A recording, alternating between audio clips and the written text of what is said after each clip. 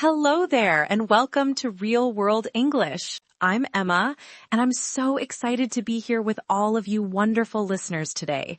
It's such a beautiful morning here in Chicago. How are you doing today, Jake? Hey Emma, I'm doing fantastic. The sun is shining, birds are singing, and I just had the most amazing cup of coffee. I couldn't ask for a better start to my day.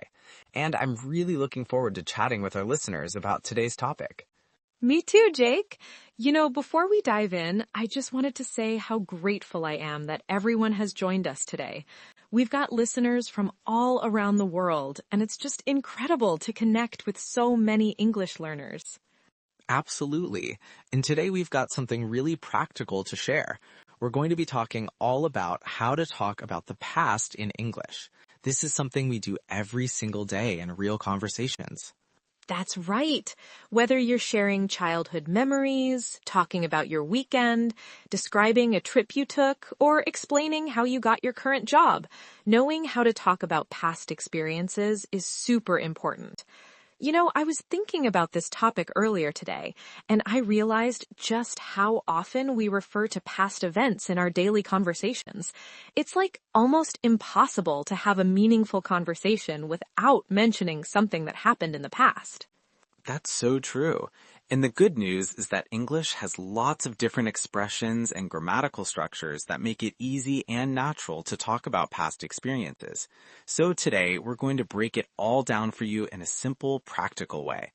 And we'll be doing some fun role-playing to show you how these expressions work in real conversations. Sounds perfect. So let's start with the basics. What's the most common way to talk about the past in English, Emma? Well, the simple past tense is definitely the workhorse when it comes to talking about completed actions in the past. We form it by adding ed to regular verbs, though there are quite a few irregular verbs too. Right. So, for example, I walked to the store yesterday, or she finished her homework last night. And for irregular verbs, I went to the movies, or he took the bus to work. Exactly. And we usually use time expressions like yesterday, last week, 2 days ago, or in 2019 with the simple past tense. You know what might help our listeners? Let's do a little role play to show how we naturally use these expressions in conversation. Let's pretend we're catching up after not seeing each other for a while. That's a great idea. I'll start. Hey, Jake, I haven't seen you in ages. What did you do last weekend? Oh, Jake, it's been too long. Last weekend was really nice. I visited my parents in Michigan.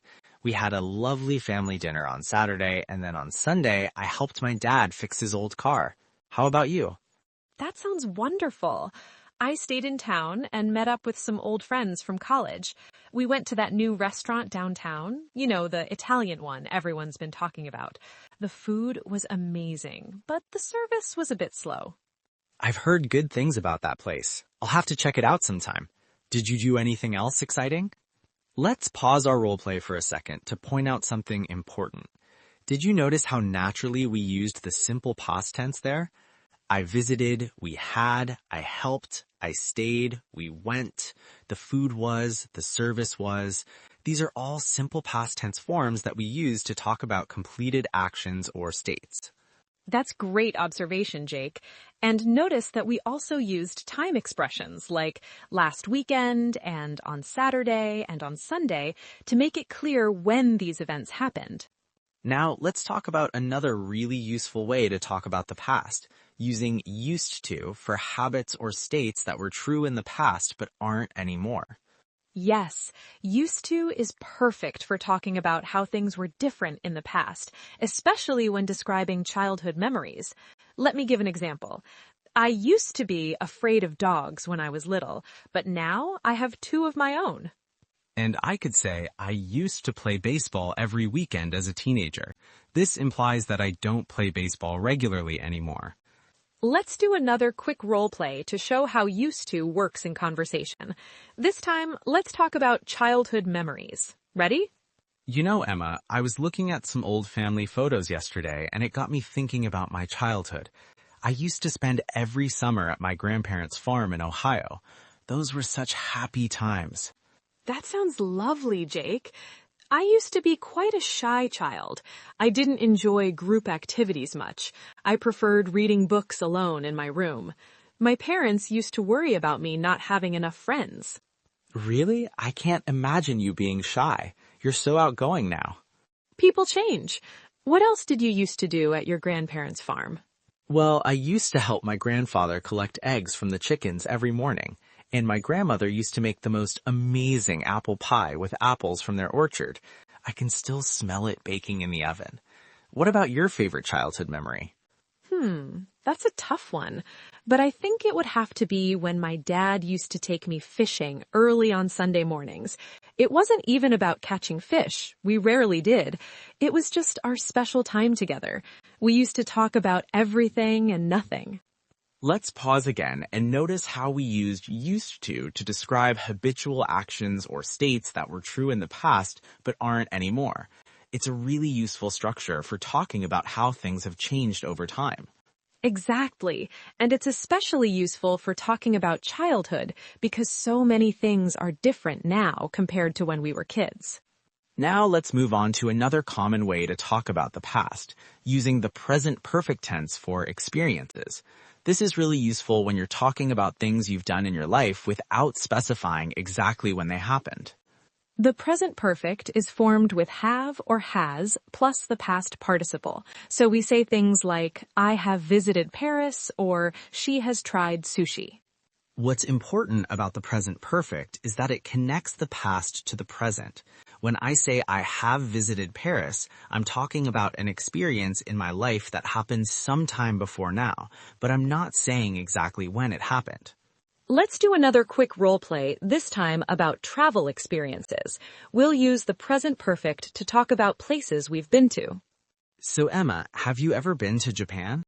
Yes, I have. I visited Japan twice, actually. I've seen Tokyo and Kyoto, but I haven't been to Osaka yet. How about you? I've never been to Japan, but I've always wanted to go. I have traveled to several countries in Europe, though. I've been to France, Italy, and Spain. Oh, I've been to France too. I've visited Paris 3 times. It's one of my favorite cities in the world. When did you go to France? I went to France 5 years ago. I spent a week in Paris and then drove down to the south. The French Riviera was absolutely beautiful. Did you notice what happened there? We started with the present perfect to talk about our general travel experiences. I've visited Japan twice, I've been to France, but when we wanted to give specific details about when something happened, we switched to the simple past. I went to France 5 years ago. I spent a week in Paris. That's a really important distinction in English. We use the present perfect for general life experiences without specifying the exact time, and we use the simple past when we want to say when something happened or give more details about a specific event. Let's move on to another way of talking about the past, using the past continuous for actions that were in progress at a specific time in the past. We form this with was or were plus the ing form of the verb. Right, so we say things like, I was studying when the phone rang, or they were playing tennis at 3 o'clock yesterday. The past continuous is great for setting the scene or describing what was happening when something else occurred. Let's do a quick role play to demonstrate. You'll never guess what happened to me last Saturday. I was walking in the park, enjoying the sunshine, when suddenly I saw a famous actor sitting on a bench. No way! Who was it? What were they doing? It was Tom Hanks. He was reading a book and eating a sandwich. I couldn't believe my eyes. I was trying to decide whether to approach him when another fan recognized him and asked for a photo. What did you do? Did you get a picture too? While the other fan was taking a selfie with him, I built up my courage and went over. He was so nice. He was smiling the whole time and agreed to take a picture with me too. Great example, Jake. Notice how we used the past continuous to describe ongoing actions like I was walking, he was reading, he was smiling, and the simple past for completed actions or events that interrupted the ongoing actions, like I saw, another fan recognized him, I went over. Now let's talk about how we describe life-changing events or important milestones in our lives. These are often key moments that changed our path or taught us something significant. For these kinds of stories, we often start with a time expression like when, after, or before, and we might use a combination of tenses to show the sequence of events. Let's do one more role play about career path or educational history. You know, my career path wasn't exactly straightforward. After I graduated from college, I worked as a teacher for 2 years. I was teaching high school science when I realized I wanted to do something different. What happened? What made you change your mind about teaching? I had always loved computers, and I had taken some programming classes in college. One day, while I was grading papers, my computer crashed. I spent hours fixing it, and it suddenly hit me that I enjoyed solving technical problems more than teaching. So I decided to switch careers. That's a big change. What did you do next? I enrolled in a coding boot camp. It was the hardest 3 months of my life, but by the time I finished, I had learned enough to get an entry-level job as a developer. I've been working in tech ever since, and I've never regretted my decision. That's such an inspiring story. My career change wasn't quite so dramatic, but it was definitely a turning point. I had been working in marketing for 5 years when my company went through a reorganization. I was given the choice between moving to a different department or taking a severance package. That must have been a tough decision. What did you choose? I took the package. It was scary at first, but it gave me the push I needed to start my own business. Before that, I had always dreamed of being my own boss, but I had never had the courage to take the leap. Sometimes life-changing events come disguised as problems or challenges. In these stories about career changes, we used a mix of past tenses. We used the simple past for the main events, like I graduated, I worked, I enrolled, I took the package. We used the past continuous for ongoing situations, like I was teaching, I was grading. And we used the past perfect, like I had always loved, I had taken, I had learned, I had been working, I had always dreamed, to talk about things that happened before the main events in our stories. The past perfect is formed with had plus the past participle, and we use it to talk about events that happened before another past event. It's like looking back from a point in the past to an even earlier time. Now that we've covered the main ways to talk about the past in English, let's look at some useful expressions and phrases that can make your stories more vivid and engaging. One of my favorites is back in the day, or back then, which we use to refer to a general time in the past. For example, back in the day, we didn't have smartphones. We had to use maps to find our way around. Or back then, music was only available on CDs or cassette tapes. It's a casual way to refer to a time that both you and the listener understand as being in the past. Another useful phrase is used to be for describing how things were different in the past. This building used to be a factory before it was converted into apartments. And don't forget once upon a time, which is traditionally used to start fairy tales, but can also be used humorously in everyday speech to begin a story from the distant past. At first and eventually are great for showing how situations changed over time. At first, I was nervous about public speaking, but eventually I became more confident. And there's also all of the sudden or suddenly to introduce an unexpected event in a story. I was walking down the street minding my own business when all of a sudden it started pouring rain. For childhood memories specifically, we often use phrases like when I was little, when I was growing up, or as a child. When I was little, I was always climbing trees and getting into trouble. As a child, I spent hours creating elaborate stories for my dolls. My parents said I had quite an imagination. For talking about significant life events or milestones in our lives, we might use phrases like turning point, life-changing moment, or wake-up call. Moving to a new city was a real turning point in my life. It forced me to become more independent and make new friends. Getting laid off from my first job was a wake-up call. It made me realize I needed to develop more skills to be competitive in the job market. Let's pull everything together now with a final role play. This time, we'll have a conversation that incorporates all the different ways of talking about the past that we've discussed today. Hey Emma, I saw that photo you posted online of your trip to Australia. It looked amazing. I've always wanted to go there. It was incredible, Jake. I had been dreaming of visiting Australia since I was a teenager. So when I got the opportunity to go last year, I jumped at the chance. Have you ever been to Australia? No, I haven't been there yet, but it's definitely on my bucket list. What was your favorite part of the trip? Probably Probably the Great Barrier Reef. I was snorkeling with these beautiful tropical fish when a sea turtle swam right past me. I had never seen anything like it. Back in the day, I used to be afraid of deep water, but I've overcome that fear over the years. That's awesome. How long did you stay there? I spent 3 weeks traveling up the East Coast.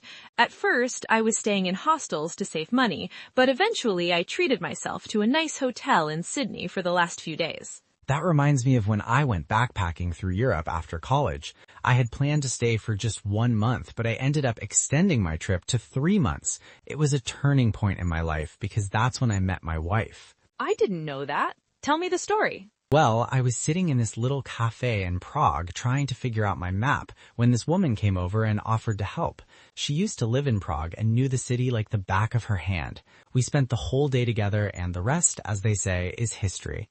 That's such a romantic story. It just goes to show that you never know when a chance encounter might change your life forever. Exactly. Life is full of unexpected twists and turns. Speaking of which, did I ever tell you about the time I got lost in the mountains while hiking? No, what happened? I had been hiking for about 2 hours when suddenly the weather changed. It was getting dark and it started to rain heavily. I realized I had wandered off the main trail. I was trying to find my way back when my phone died. I had forgotten to charge it that morning. Oh no, what did you do? Fortunately, I remembered some basic survival skills my dad had taught me when I was growing up. I found shelter under a rock overhang and waited out the storm. The next morning, I followed a stream downhill and eventually came across another hiker who helped me find my way back. Wow, that must have been scary. But it sounds like your dad's lessons really paid off. They definitely did. I've never been so happy to see another human being as I was that morning. It taught me to always be prepared when going into the wilderness. Now I never go hiking without a fully charged phone, a portable charger, extra water, and a physical map. Well, Jake, we've shared quite a few stories today, and I hope our listeners have noticed how naturally we've been using different past tenses and expressions to talk about our experiences. Absolutely. We've used the simple past for specific events, the past continuous for ongoing actions, the present perfect for general life experiences, the past perfect for events before other past events, and expressions like used to for past habits.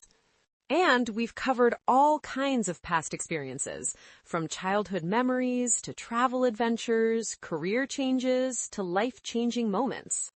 The key is to practice using these structures in your own stories and conversations. Try talking about your own past experiences using the expressions we've discussed today. That's right. And we'd love to hear from you, our wonderful listeners. How would you talk about your own past experiences? Do you have a childhood memory, a travel adventure, or a life-changing event you'd like to share? Yes, please leave a comment on our website or social media pages telling us about a significant moment from your past. Practice using the past tenses and expressions we've discussed today. Maybe you could tell us about something you used to do as a child, a country you visited, or a turning point in your life or career.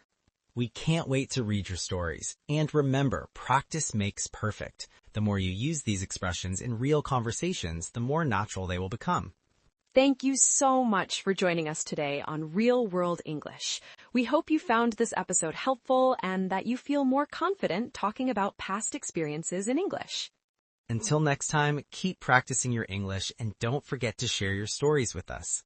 Goodbye, everyone, and see you in our next episode.